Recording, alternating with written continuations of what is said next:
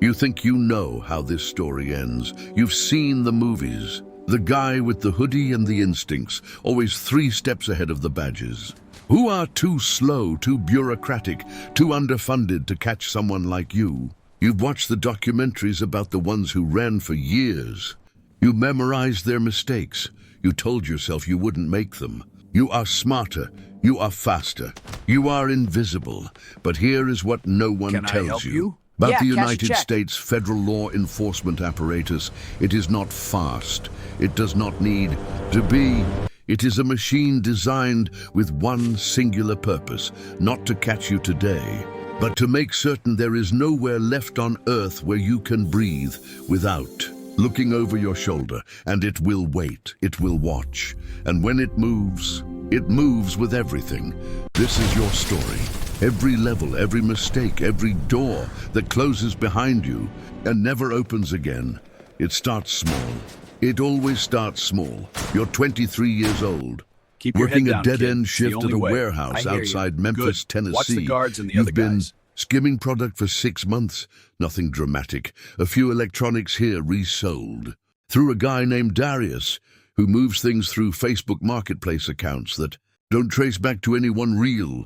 You think of it as a tax on a system that never gave you anything anyway. Then one Tuesday you don't show up for work because you don't have to anymore. You and 2 guys you grew up with decide to hit a check-cashing store on Summer Avenue. You've watched it for 2 weeks. You know the shift change happens at 4 in the afternoon. You know the cameras outside have a blind spot on the northwest corner. You've thought about this. You wear a baseball cap pulled low, a mask. Smart.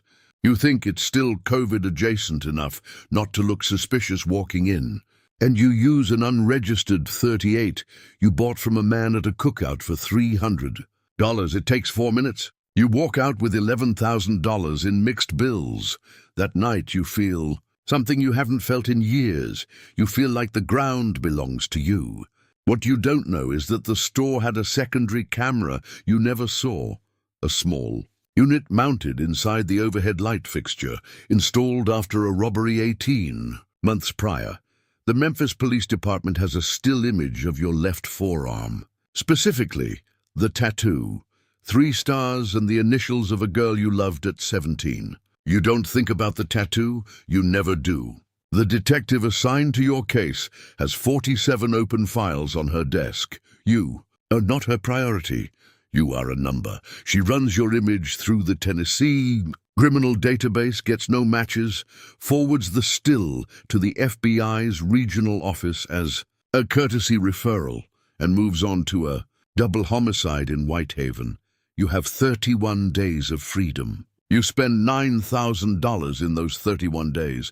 New shoes, a used range, Rover Sport with 17-inch rims that you pay for in cash from a lot that doesn't ask questions.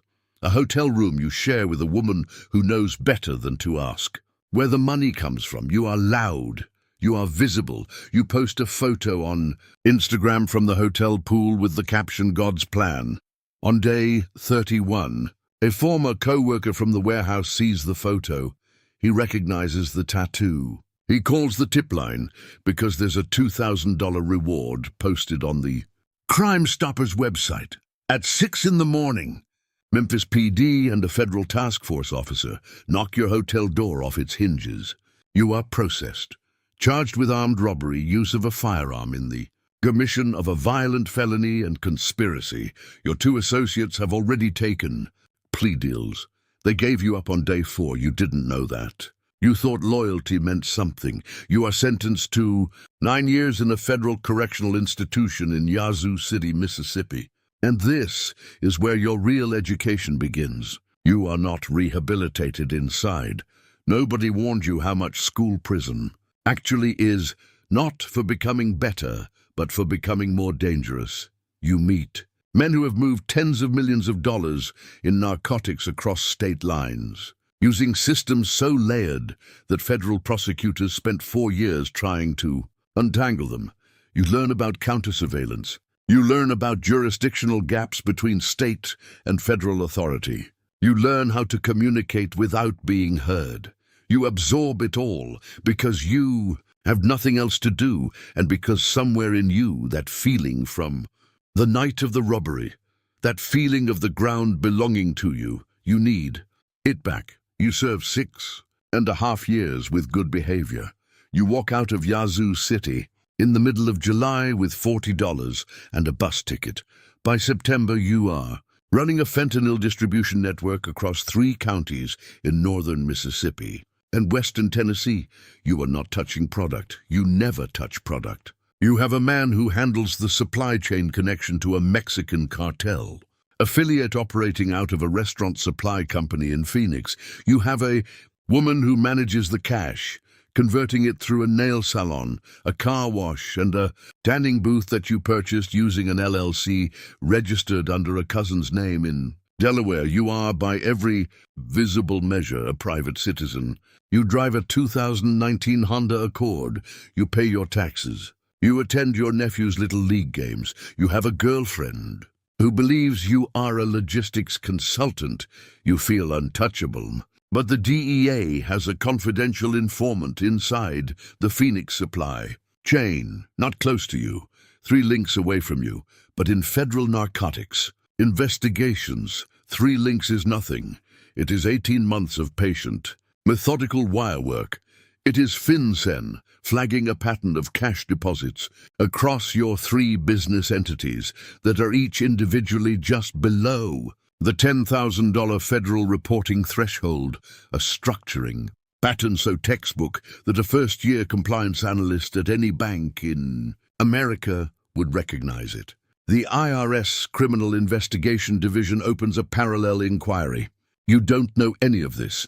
You are at a Waffle House in Hernando, Mississippi, eating scrambled eggs at 8 in the morning when 2 DEA agents and 1 IRS CID agent sit down at your table. They don't arrest. You hear?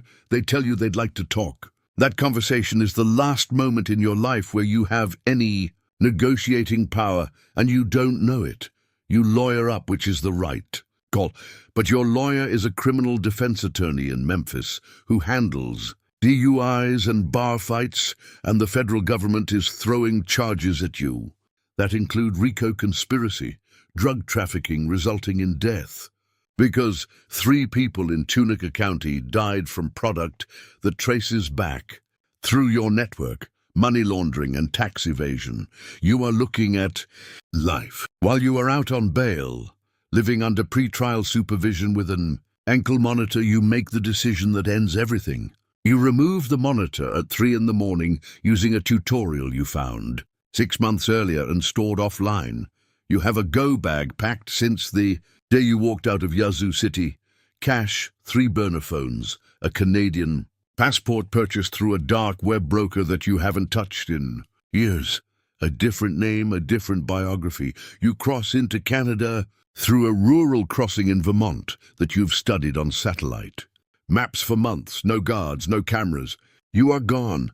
The United States Marshals Service activates your file. The USMS is not local police. It is not a detective with 47 cases on her desk. The fugitive task force assigned to your case has 1 job, 1 name. They map every person you have ever been connected to. Your mother in Memphis, your aunt in Atlanta, your former cellmates, the woman from the hotel room in 2019, every phone number ever associated with you. Every vehicle registration, every known alias. They identify the Canadian passport within 6 weeks through Interpol cooperation and shared biometric data from your federal inmate file. The photo you used for the passport was aged by a digital forensics team in Quantico in under 3 hours. You don't know your identity is already dead. In Quebec, you've rented a room above a hardware store under yet another name. You use cash, you don't use phones. You walk to a library to access the internet, and you use Tor. You believe you are a ghost. But you called your mother from a payphone in Burlington, Vermont on the night you crossed. A 38-second phone call. That call was enough. The marshals pulled every payphone record in a 40-mile radius from the crossing point. They found it in 11 days. They tracked the direction you were heading. They shared the intelligence with the Royal Canadian Mounted Police. You are in that library reading the news when you see your own face on the screen, not a blurry still from a security camera, a sharp, recent photograph taken from a surveillance camera outside a gas station 3 blocks from your room 2 weeks ago. Your stomach drops in a way that has no name. You actually run, out of the library, down the street, into an alleyway, and for a moment that stretch of cracked pavement and grey sky feels like freedom. You have done this. You have lived on instinct. You are still alive. The RCMP tactical unit is already on the block. They have been there for 4 hours. You are taken to the ground before you reach the end of the alley. Your face against the wet concrete, zip-tie restraints, a boot on your lower back. You hear voices in 2 languages. You hear a radio crackling. You hear your own breathing, loud and animal and desperate. You are extradited to the United States within 60 days. When the transport plane lands at a military airfield outside Nashville, there are cameras. Federal prosecutors have called a press conference. Your face is everywhere. Your name is everywhere. Every choice you ever made is being narrated by people who never met you, never understood the warehouse, never understood the 4 in the morning, hunger that made the check-cashing store feel like justice. None of that matters now. You are remanded without bail. Your trial takes 14 months. Your defense team is skilled and expensive, paid for with money the government claims was laundered, money that becomes evidence in the case against you. The trial is a mechanism. The outcome was determined before the jury was seated.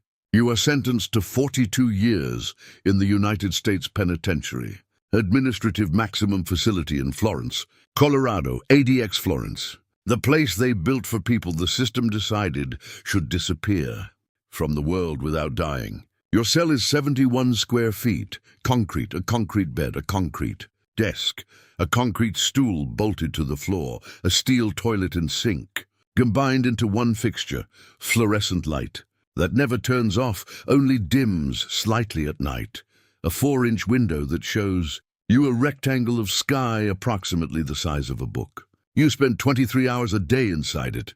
The hour outside is not what you imagine. It is a slightly larger concrete room, open to the sky through a mesh ceiling. You cannot see other inmates. You cannot hear them most of the time. The guards change shifts without looking at your face. Weeks become months. Months become years. You mark time by the dimming of the light and the delivery of trays through a slot in the door.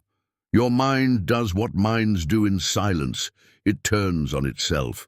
The man who felt the ground belonged to him in Memphis at 23 years old is a stranger now, a memory of a memory. Some nights you try to reconstruct his face and cannot. Your mother writes letters for the first 7 years. Then the letters slow, then they stop. Not because she stopped loving you, because she is 68 years old, and her hands don't work the way they used to, and the drive to the visitation facility with the glass between you and the phone receiver was too much, and one day it simply became the last time without either of you knowing it was the last time. You become a number in a system that does not hate you. That's the part no film ever captures correctly.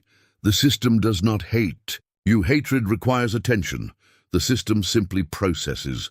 It continues. It does not need you to suffer dramatically. It only needs you to be absent from the world outside those 71 square feet. It is extraordinarily patient. It has all the time that you do not. 42 years. When the door finally opens, and you will not be certain for several months that this is real and not another thing your mind has constructed, you are 65 years old. The officer who processes your release is younger than your youngest memory of freedom.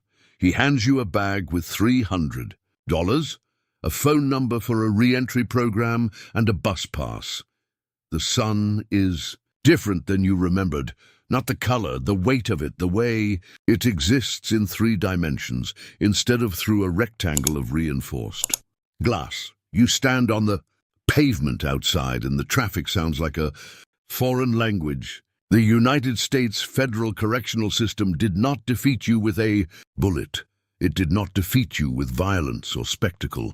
It defeated you the way water defeats stone, not in a single moment but across years, invisibly, removing everything that made you feel like the ground belonged to you, one day at a time, until there was nothing left to remove. No one is bigger than the machine. No one. The machine does not sleep, it does not forget. It does not run out of time, you do.